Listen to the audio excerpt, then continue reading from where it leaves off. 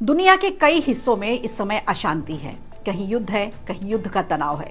अब बात करें सीरिया की, तो पिछले 2 दिनों से गृह युद्ध चल रहा है।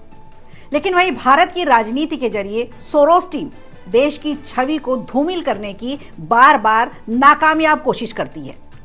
हैरानी की बात तो यह है कि ममता बनर्जी की ममता भी बड़े लंबे समय बाद जागती हुई दिखाई पड़ रही है।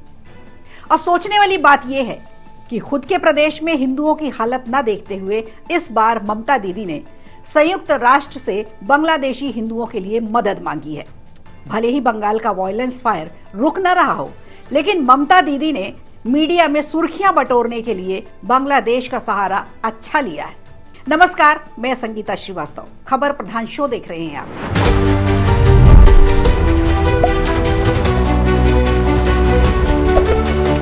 सबसे पहले बात करते हैं सीरियाई गृह युद्ध के बारे में।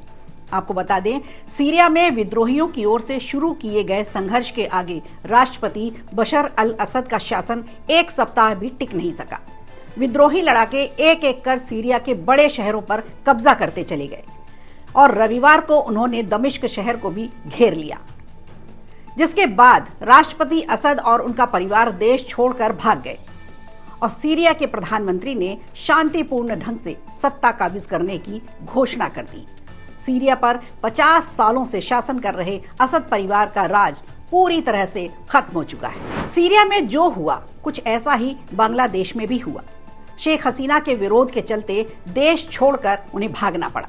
लेकिन इसी बीच एक हैरानी वाली खबर आई। पश्चिम बंगाल की मुख्यमंत्री ममता बनर्जी ने बांग्लादेश में जारी हिंसा के बीच धार्मिक अल्पसंख्यकों की सुरक्षा सुनिश्चित करने के लिए संयुक्त राष्ट्र शांति सेना की तैनाती का आग्रह किया है। उन्होंने इस मामले में प्रधानमंत्री नरेंद्र मोदी से हस्तक्षेप करने की मांग की है। बनर्जी ने बताया है कि उनकी सरकार ने पहले भी बांग्लादेशी मछुआरों और भारतीय जल क्षेत्र में दुर्घटना के पीड़ितों को मानवीय सहायता प्रदान की है। कैसा हो अगर नेता आपसे कहे कि आपने जेडीयू को वोट नहीं दिया तो आप मुसलमान नहीं हो।